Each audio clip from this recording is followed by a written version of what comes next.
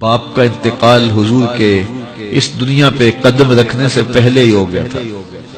ابھی شکم مادر میں تھے کہ حضرت عبداللہ کا انتقال ہو جاتا ہے. در یتیم پیدا ہوئے ہیں. 6 سال کی عمر میں ابوا کے مقام پر ریت کے ٹیلے آئے تو وہاں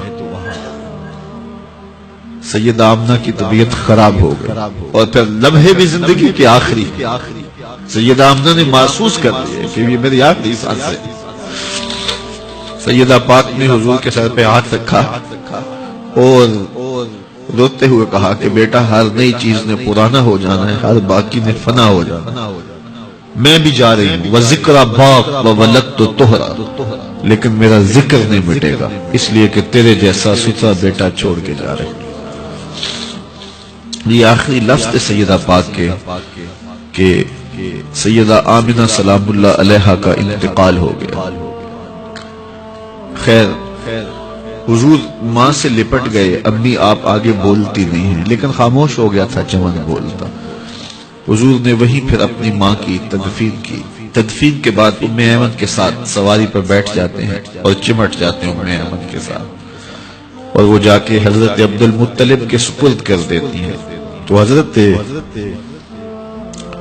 عبد المطلب حضور کو آغوش میں لے کے بڑا روئے اور ام ایمن سے کہا کہ میرے اس بیٹے کا تم نے خاص خیال رکھنا ہے.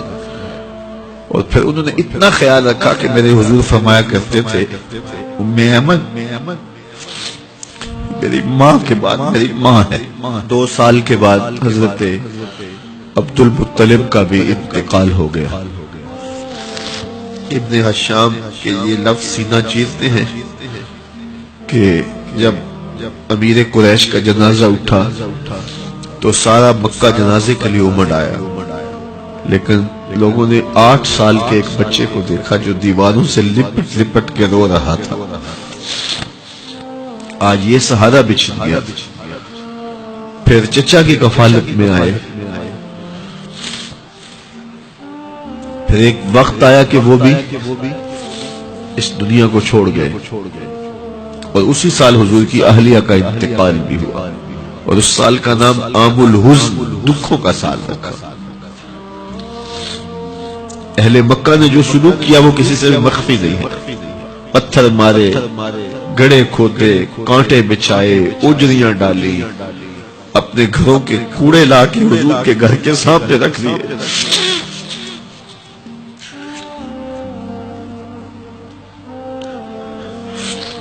یہ کس چیز کی سزا دے رہے تھے میرے حضور کو؟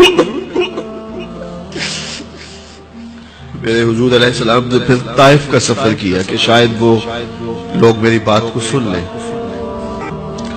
لیکن انہوں نے جو دردناک سلوک کیا وہ بھی تاریخ کا ایک انتہائی دردناک باب ہے.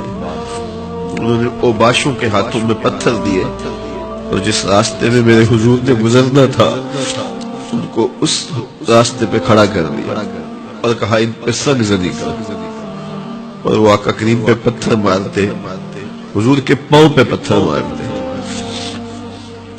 آقا کریم علیہ السلام پاؤں اٹھاتے تو وہ دوسرے پاؤں پہ مارتے. پھر حضور شدت درد سے بیٹھ جاتے تو ان کے 2 گھنٹے دائیں بائیں سے آگے بڑھتے اور حضور کو کندھوں سے پکڑ کے اٹھاتے، پھر سنگ باری کرتے.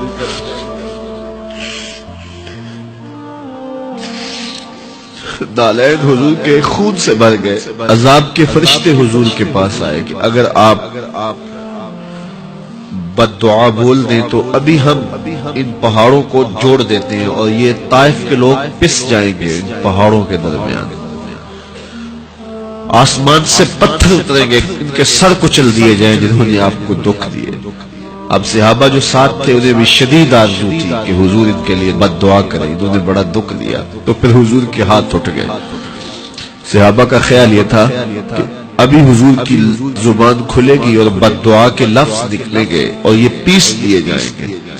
لیکن جب وہ لب کھلے، وہ پتلی پتلی گلے قدس کی پتیاں، وہ لب ہائے دور جب کھلے تو لفظ کیا تھے؟ اے اللہ میری قوم کو ہدایت دے، یہ مجھے جانتی ہے. اور کہا کہ مجھے ان کی نسلوں سے ایمان کی توقع ہے.